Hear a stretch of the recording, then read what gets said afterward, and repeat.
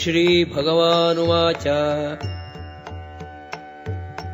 कुतस्त्वा कश्मलम् इदम् विषमे समुपस्थितम् अनार्यजुष्टम् अस्वर्ग्यम् अकीर्तिकरम् अर्जुना.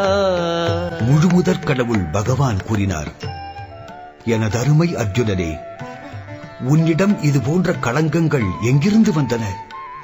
வாழ்வின் முன்னேற்ற நோக்கங்களை அறிந்த மனிதனுக்கு இவை தகுதியற்றவை. இவை மேலுலகங்களுக்கு ஒருவனை கொண்டு செல்வதில்லை, அவமானத்தையே கொடுக்கின்றன.